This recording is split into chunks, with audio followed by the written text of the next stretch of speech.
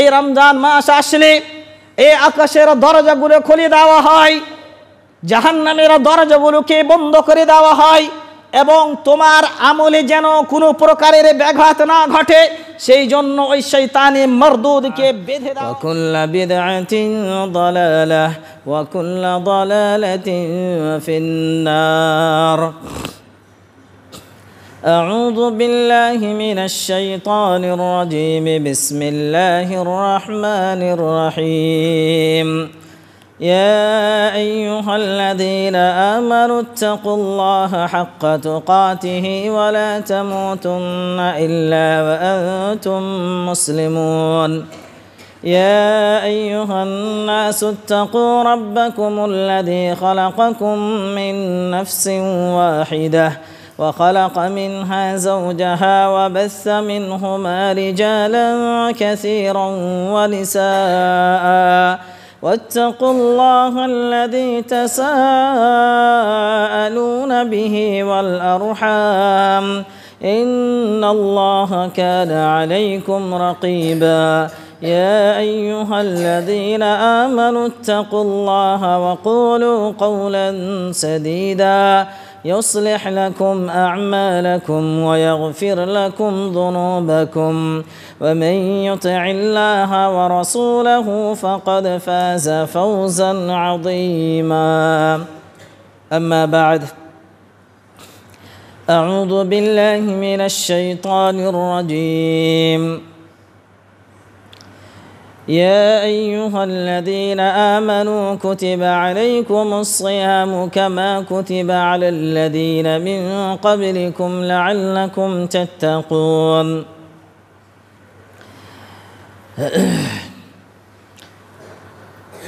সম্মানিত উলামা ইকরাম, মুসাল্লিগণ এবং স্নেহের ছাত্ররা, আল্লাহ রাব্বুল আলামিনের অশেষ কৃপা যে আল্লাহ রাব্বুল আলামিন আমাদেরকে সুস্থতার সাথে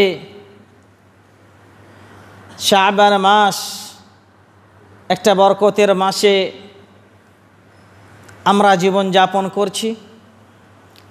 কয়েকদিন পরেই আমাদের কাছে একটা খুব মূল্যবান গুরুত্বপূর্ণ মাস চলে আসবে। এই গুরুত্বপূর্ণ মাস আসার সাথে সাথে আমাদের কিছু করণীয়, কিছু কর্তব্য রয়েছে। এই কর্তব্যগুলো কিভাবে আমরা পালন করব, কিভাবে আদায় করব, এই জিনিসটা কিন্তু বিশ্বনবী মুহাম্মদুর রাসূলুল্লাহ সাল্লাল্লাহু আলাইহি সাল্লাম পূর্ণাঙ্গভাবে আমাদের বলে গেছেন এবং নিজে আমল করে দেখিয়ে দিয়ে গেছেন। সেটি হচ্ছে রমজান মাস। রমজান মাস আসার পূর্বে বিশ্বনবী মুহাম্মদুর রাসূলুল্লাহ সাল্লাল্লাহু আলাইহি সাল্লামের কি আমল ছিল, কেমন করে আল্লাহ রাসূল সাল্লাল্লাহু আলাইহি সাল্লাম এই রমজান মাসকে আপ্যায়ন করতেন, এই রমজান মাস আসার সাথে সাথে কি আমলগুলোকে বাড়িয়ে দিতেন, এর পুরো বিশ্লেষণ সুন্নাতের মধ্যে পরিপূর্ণতার সাথে বর্ণনা রয়েছে। সম্মানিত উপস্থিতি, এর পূর্বে আল্লাহ রাব্বুল আলামিন কোরআনের মধ্যে আমাদেরকে আদেশ দিলেন, হে দুনিয়ার মানুষেরা, ওয়ামা আতাকুমুর রাসূল ফাখুযুহু ওয়ামা নাহাকুম আনহু ফান্তাহু, যেই কাজকর্মগুলো, যেই আদেশগুলো নবী তোমাদেরকে দিয়েছেন সেগুলো তোমরা সাদরে গ্রহণ করে নাও, এবং যেগুলো থেকে নিষেধ করেছেন সেগুলোকে তোমরা বর্জন করো, ছেড়ে দাও। বিশ্বনবী মুহাম্মদুর রাসূলুল্লাহ সাল্লাল্লাহু আলাইহি সাল্লামের ইতাআত, অনুসরণ, অনুকরণ করাকেই আল্লাহ রাব্বুল আলামিন নিজের অনুকরণ এবং অনুসরণ হিসাবে প্রকাশ করলেন, ঘোষণা করলেন। অতএব আল্লাহ বলছেন, মাইয়ুতি'র রাসূল ফাকাদ আতা আল্লাহ, যে রাসূলের অনুসারী হয়ে গেল, ভালো কাজে রাসূলের অনুসারী হয়ে গেল, আল্লাহর কথা এবং বিধিবিধান মানতে, সেজন্য আল্লাহর বিধিবিধানকে মানতে তার অনুসারী হয়ে গেল। কারণ যেই জায়গা থেকে কোরআন এসেছে, যেই জায়গা থেকে কোরআন এসেছে সেই জায়গা থেকেই হাদিস এসেছে। আল্লাহর রসুলের রচিত হাদিস নয়। আল্লাহ রসুল নিজের পক্ষ থেকে একটি শব্দও বলেন নাই। কোরআন 30 পারা কোরআন, যেই আল্লাহ রাব্বুল আলামিনের বাণী, ওই আল্লাহ রাব্বুল আলামিনেরই বার্তা এই সুন্নতে মুতাহহারা বিশ্বনবী মুহাম্মদ রাসূলুল্লাহ সাল্লাল্লাহু আলাইহি সাল্লামের কাজকর্ম। এই দুটি হুজ্জিয়াত দলিল হিসাবে কোনো পার্থক্য নেই। যেমন কোরআনের দ্বারা কোনো জিনিস ওয়াজিব হয়, কোনো কিছু হারাম হয়, সেই মতোই সুন্নাতের দ্বারাই কোনো কিছুকে ওয়াজিব করা হয় এবং তাকে হারামও করা হয়।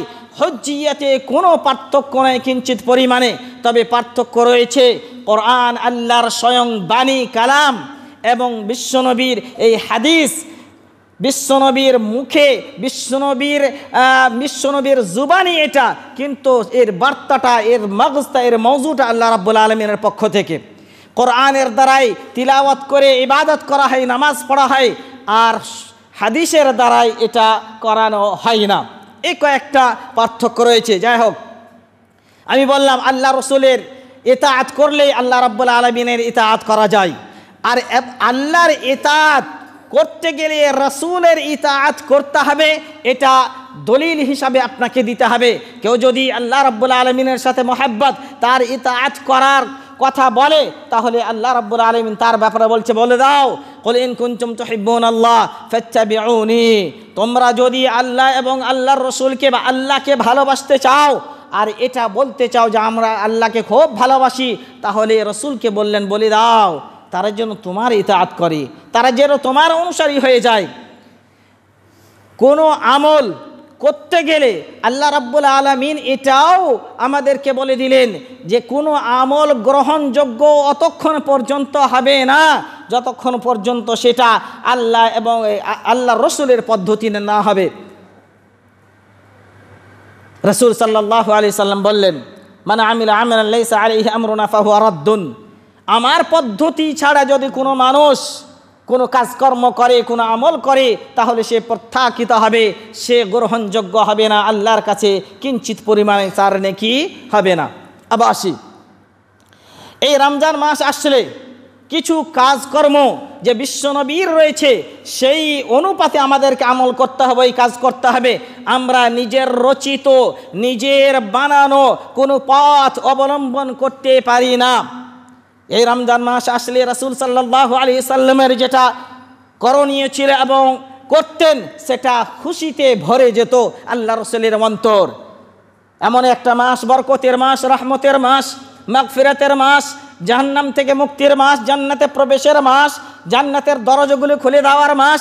এই মাসটা যখন আসতো আল্লাহ রাসূল সাল্লাল্লাহু আলাইহি সাল্লাম আনন্দিত হতেন এবং আল্লাহ রাব্বুল আলামিন আনন্দ হতেই বললেন, কুল বিফাদলিল্লাহি ওয়া বিরহমাতিহি ফাবিযালিকা ফালইফরাহু হুয়া খায়রুম মিম্মা ইয়াজমাউন। হে বিশ্বনবী, সকল উম্মতিদের বলে দেন যে এটা আল্লাহর রহমত, আল্লাহর ফজল, একে পাওয়ার সাথে সাথে এর আগমনে তারা যেন খুশি হয়ে যায়, তারা যেন আনন্দিত হয়ে যায়। কারণ এর মধ্যে যেই রহমত রয়েছে, যেই বরকত রয়েছে, যেই নাজাত রয়েছে, যেই মাগফিরাত রয়েছে, যেই পরিত্রাণ রয়েছে, এই এমন একটা বিশাল সম্পদ যে এই দুনিয়ার রচিত সম্পদ, দুনিয়ার এই লালসা থেকে অনেক পরিমাণে উত্তম এবং ভালো। এই আয়াতকে কেন্দ্র করে কিছু মুবতাদি, কিছু বিদআতি মানুষেরা এমনভাবে আনন্দিত হয় যেটা রসুলের পরিপন্থী, রসুলের তরিকার পরিপন্থী।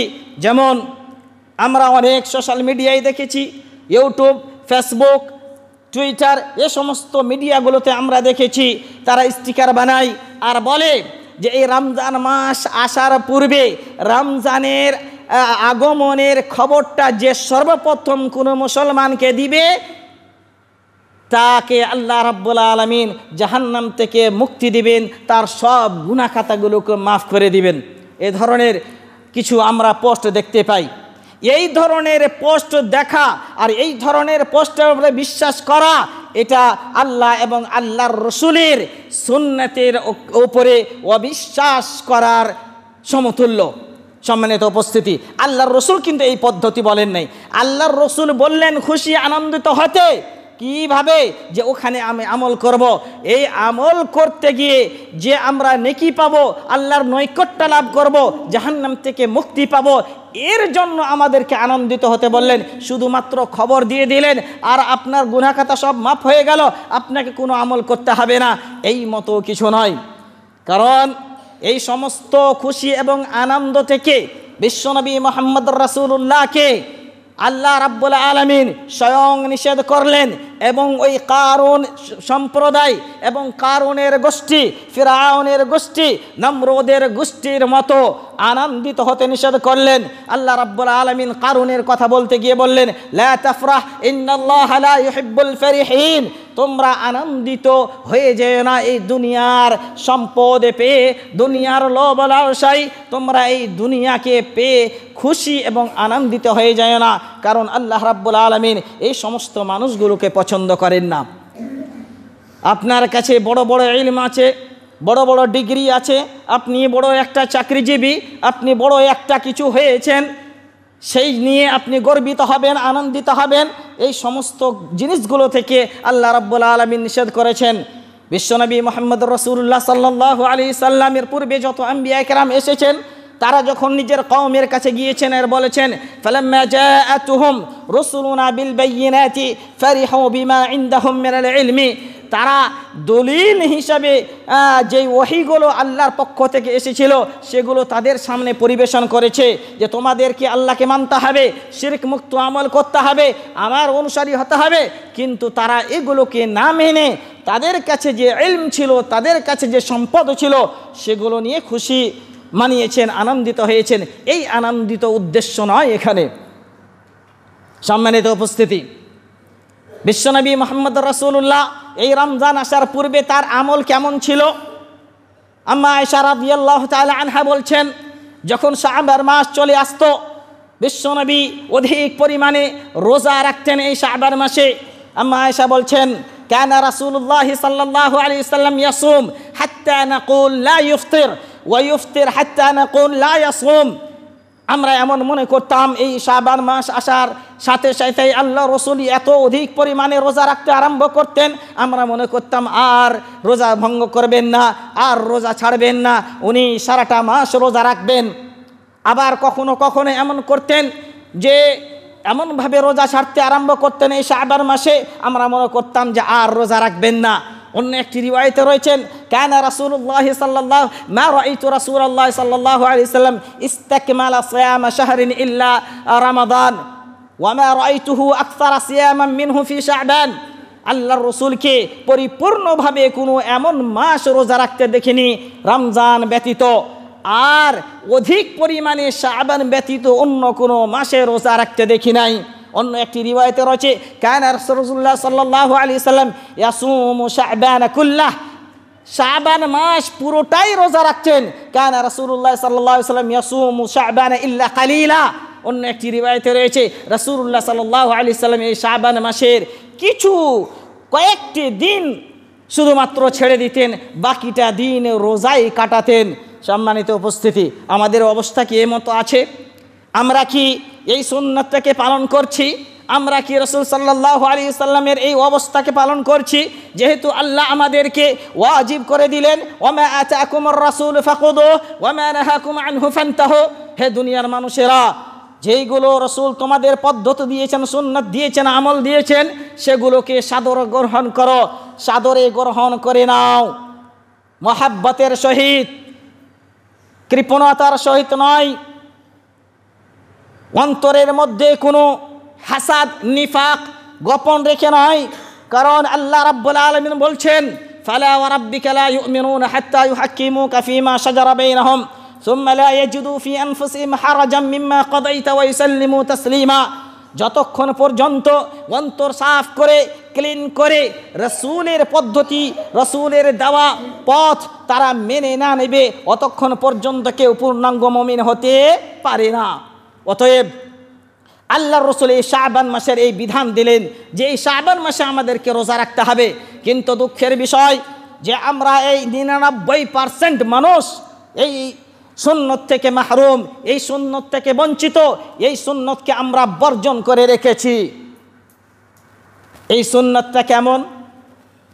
আহলে ইলম, মুহাদ্দিসিন, ফুকাহা বলছেন এই সুন্নতটা ওই মতোই যেমন আমরা 5 ওয়াক্তের নামাজ আদায় করি, 5 ওয়াক্তের নামাজ আদায় করি, ফরজ নামাজ আদায় করি, ফজর, জোহর, আসর, মাগরিব, ইশা, এই 5 ওয়াক্তের নামাজ আদায় করি ফরজ। তো এই ফরজের আগে পিছে সুন্নতে রাওয়াতিব, সুনানে রাওয়াতিব, সুন্নতে মুআক্কাদা নামে কিছু আমরা আমল করি। যেমন জোহরের পূর্বে আমরা 4 রাকাত বা 6 রাকাত, ওর পরে 4 রাকাত বা 2 রাকাত, মাগরিবের পরে 2 রাকাত, ইশারের পরে 2 রাকাত, ফজরের পূর্বে 2 রাকাত সুন্নাত আদায় করি। এগুলো হচ্ছে সুন্নতে মুআক্কাদা।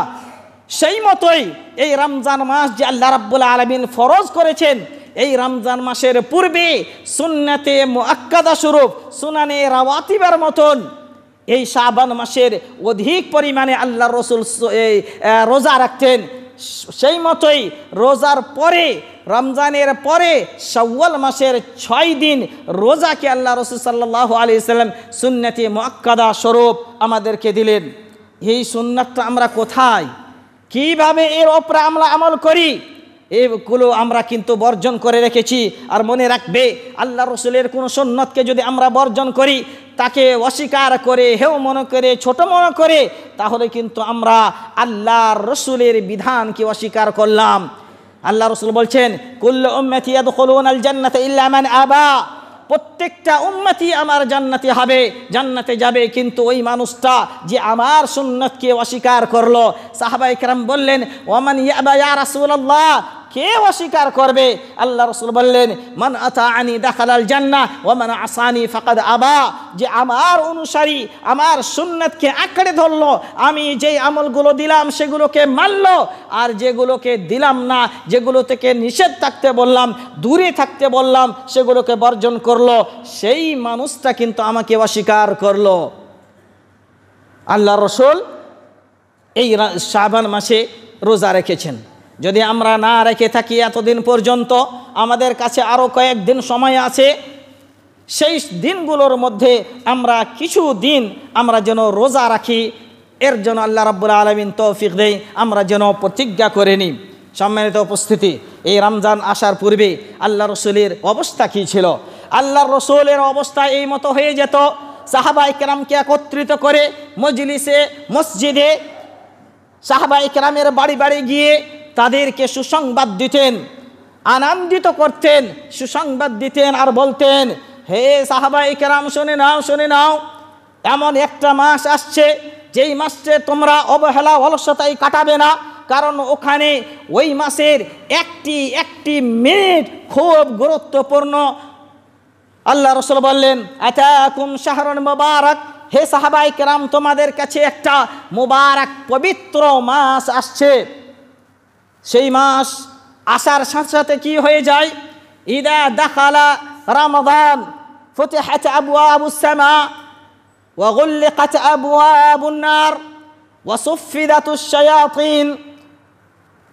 হে দুনিয়ার মানুষেরা, শোনো, এই রমজান মাস আসলে এই আকাশের দরজাগুলো খুলে দেওয়া হয়, জাহান্নামের দরজাগুলোকে বন্ধ করে দেওয়া হয়, এবং তোমার আমলে যেন কোনো প্রকারের ব্যাঘাত না ঘটে, সেই জন্য ওই শয়তানি মারদুদকে বেঁধে দেওয়া হয়।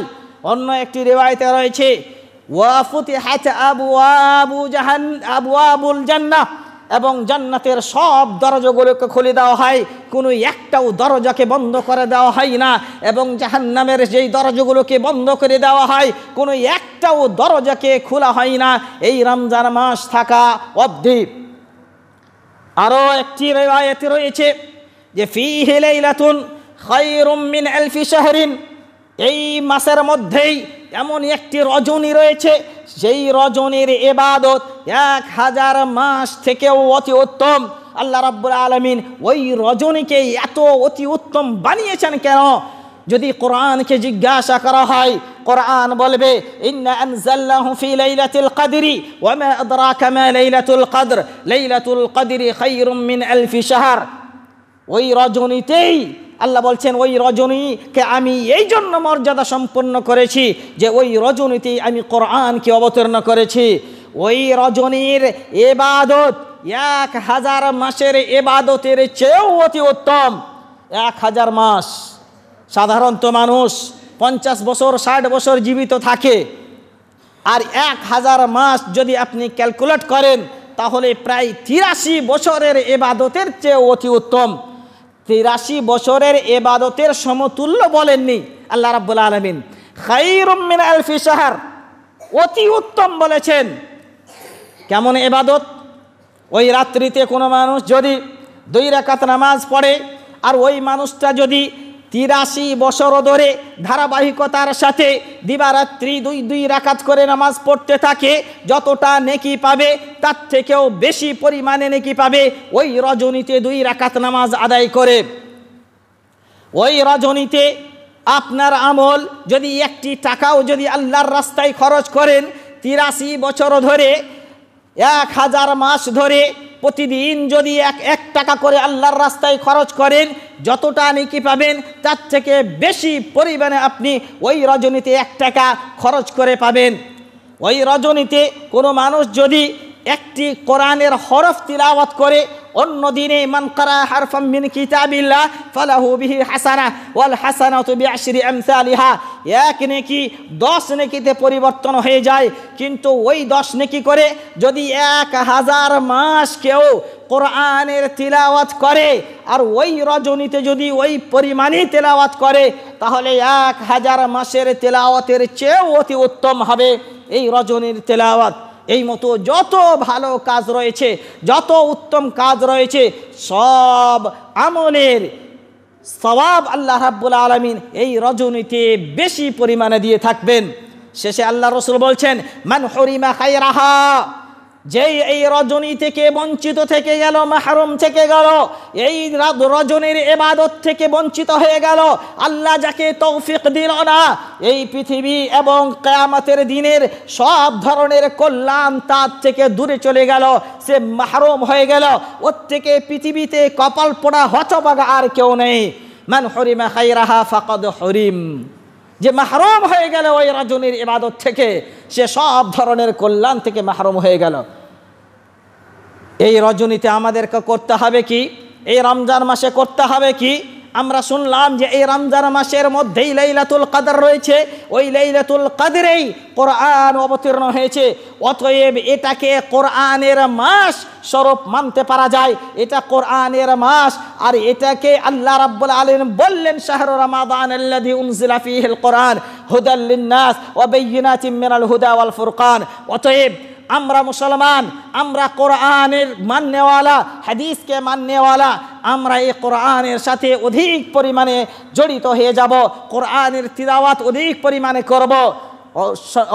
অত্যন্ত সম্মানিত মুসলিম সমাজ, শুনে রাখুন, এই রমজান মাসে সব ধরনের খায়রের কাজগুলো যেমন অধিক মর্যাদা সম্পন্ন, সেই মতোই যাকে আমরা ছোট মনে করি, যাকে আমরা ছোট মনে করি, আর বিশেষ করে এই যুবক সম্প্রদায় তার থেকে বঞ্চিত, সেটা হচ্ছে পিতামাতার সেবা যত্ন।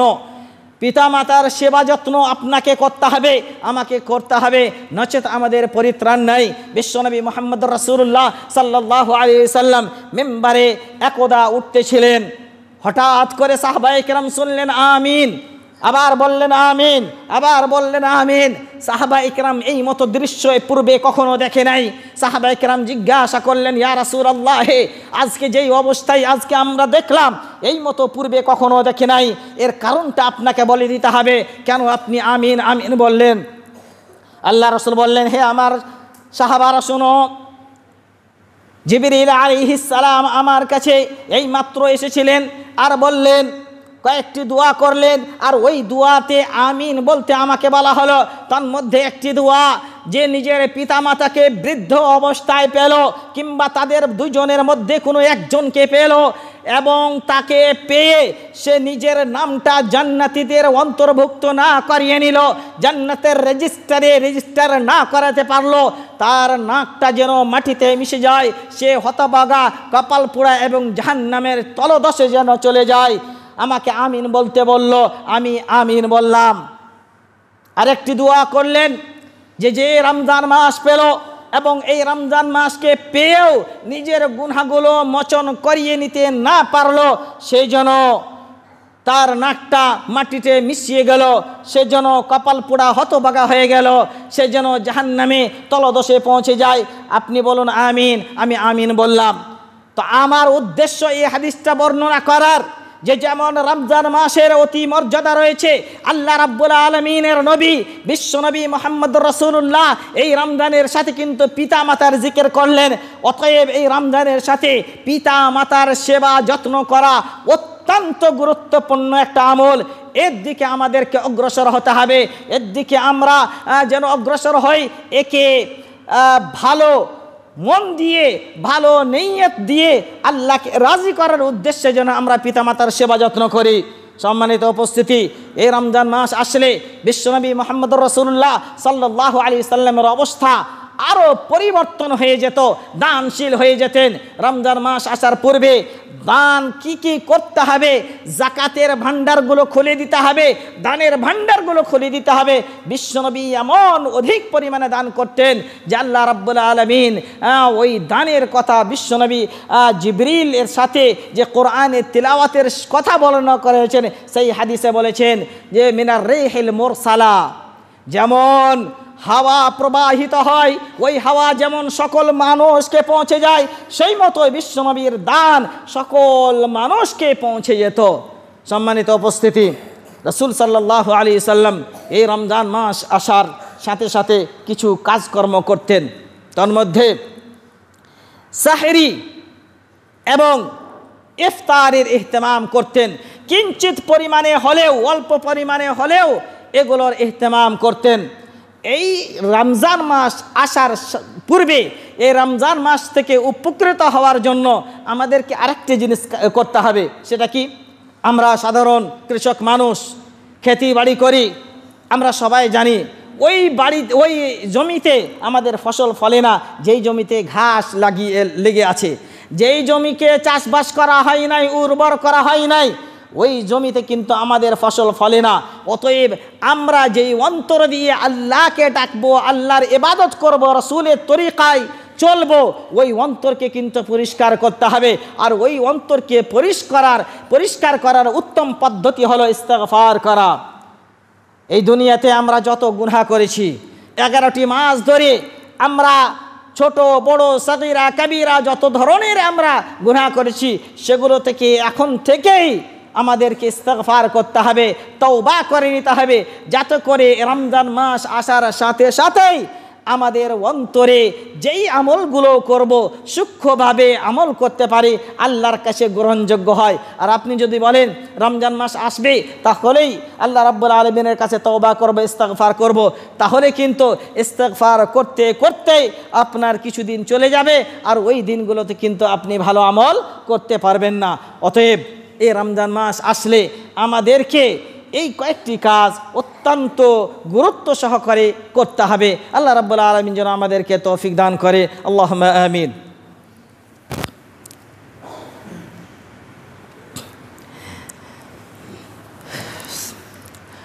সম্মানিত উপস্থিতি, এই রমজান মাস আসার সাথে সাথে আল্লাহ রাসূল সাহাবায়ে কেরামকে নিয়ে বসতেন। যেমন হজ প্রশিক্ষণ আল্লাহ রাসূল দিয়েছেন হজের মাসে, এবং হজ চলা অবস্থায় আল্লাহ রাসূল বলেছেন খুযু আন্নী মানাসিকাকুম, তোমরা হজের বিধিবিধানগুলো আমার থেকে শিখে নাও। সেই মতোই আল্লাহ রাসূল সাল্লাল্লাহু আলাইহি সাল্লাম 9 বছর ধরে এই রমজান মাসের সিয়ামগুলো পালন করেছেন। দ্বিতীয় হিজরিতে শাবান মাসে এই রমজানের রোজা ফরজ করা হয়েছে। আল্লাহ রাসূল 9 বছর ধরে 9টি রমজান মাসকে পালন করেছেন এবং এর পদ্ধতি আমাদেরকে দিয়েছেন। তার মধ্যে একটা পদ্ধতি হচ্ছে, আমরা সাধারণত সমাজে শুনে থাকি যদি আমরা সকালবেলায় মিসওয়াক করি তাহলে আমাদের রোজা নাকি ঢিলা হয়ে যায়। রোজা ঢিলে হয়ে যাবে। মিসওয়াক করার সময় নির্ধারিত করে দিই, সেটা হচ্ছে আসরের পরে, আর ইফতারির পূর্বে আমরা মিসওয়াক করতে থাকি, কিন্তু এটা কিন্তু সঠিক পদ্ধতি নয়। মিসওয়াকের কোনো নির্ধারিত সময় নাই। মিসওয়াক আপনাকে রমজান মাসে, অন্য মাসে সব সময় আপনাকে করতে হবে। বিশ্বনবী বলছেন, লাউলা আন আশুক্কা আলা উম্মতি লাআমারতুহুম বিসওয়াক ইনদা কুল্লি সালাতিন, যদি আমার উম্মতের মধ্যে এটা কঠিন না হয়ে যেত, তাহলে আমি প্রতি নামাজের সময় তাদেরকে মিসওয়াক করার উপদেশ দিতাম। আল্লাহ রাসূল বললেন যে আমি এই মিসওয়াকের ব্যাপারে এমনভাবে মনে করতাম যে আল্লাহর পক্ষ থেকে কোনো ওহী অবতীর্ণ হয়ে যাবে, মিসওয়াক অনিবার্য করে দিবেন। সাহাবায়ে কেরাম বলছেন, রাআইতু রাসূলুল্লাহ সাল্লাল্লাহু আলাইহি ওয়াসাল্লাম মা লা উহসি ইয়াতাসাওয়াক, আল্লাহর রাসূলকে আমি রোজা অবস্থায় এমন মিসওয়াক করতে দেখেছি যে আমি গণনা করতে পারি নাই। রাসূল সাল্লাল্লাহু আলাইহি ওয়াসাল্লামের এই কয়েকটি হাদিস দ্বারা প্রমাণিত হয়ে যাচ্ছে। আর ইমাম বুখারী রাহিমাহুল্লাহ বলছেন যে এই হাদিসগুলো দ্বারা প্রমাণ হচ্ছে যে সাইম, রোজাদার এবং বেরোজাদার, রোজার মাসে বা অন্য মাসে কোনো পার্থক্য নেই, কোনো পার্থক্য নেই। ইমাম ইবনে আব্দুল বার উনি বলছেন এই হাদিসগুলো দ্বারা প্রমাণ হয় যে রোজা অবস্থায় মিসওয়াক করলে কোনো ধরনের দ্বিধাদ্বন্দ্ব নেই, তার রোজার কোনো ক্ষতি হবে না, বরং ফজিলতের কাজ এটা। কারণ বিশ্বনবী বলেছেন, আসসিওয়াকু মাতহারাতুল লিল ফাম ওয়া মারদাতুল লির-রাব। এখানে নির্দিষ্টভাবে আল্লাহ রাসূল বলে নাই যে রোজা অবস্থায় মিসওয়াক করলে আল্লাহ খুশি হবেন না, রোজা অবস্থায় মিসওয়াক করলে আল্লাহ নারাজ হয়ে যাবে, এই ধরনের কথা বলেন নাই। বরং বলেছেন আসসিওয়াকু মাতহারাতুল লিল ফাম, মিসওয়াক করলে মুখ পরিষ্কার থাকবে, আল্লাহর ফেরেশতাগুলো যেগুলো আসবে সেগুলো দুয়াগুলো নিয়ে যাবে সুন্দরভাবে, আর আপনার ইবাদত মনোযোগী সহকারে হবে, এবং আপনার মিসওয়াকের কারণে আল্লাহ রাব্বুল আলামিন আপনার উপরে সন্তুষ্ট হবে। এই হাদিসের মধ্যে কোনো ধরনের বিশ্লেষণ নেই যে আপনাকে রোজা অবস্থায় শুরু দিনে করতে হবে না, শেষ দিনে করতে হবে। এই ধরনের যে ভুল বার্তাগুলো আমাদের মধ্যে ছড়িয়ে আছে সেগুলোকে দূরে করতে হবে। মিসওয়াক আমরা যেন এখনও করি, তখনও করি, রমজান মাসেও করব, অন্য মাসেও করব, কারণ এটা আল্লাহর সন্তুষ্টির একটা অন্যতম কারণ। আল্লাহ রাব্বুল আলামিন যেন রাসূলের পদ্ধতি অনুযায়ী আমাদেরকে এই রমজান মাসকে পালন করার তৌফিক দান করে। সম্মানিত উপস্থিতি, কয়দিন আছে এই রমজানকে পাওয়ার জন্য সালাফের তরিকায়, সাহাবায়ে কেরামের তরিকায় আমরা দোয়া করব।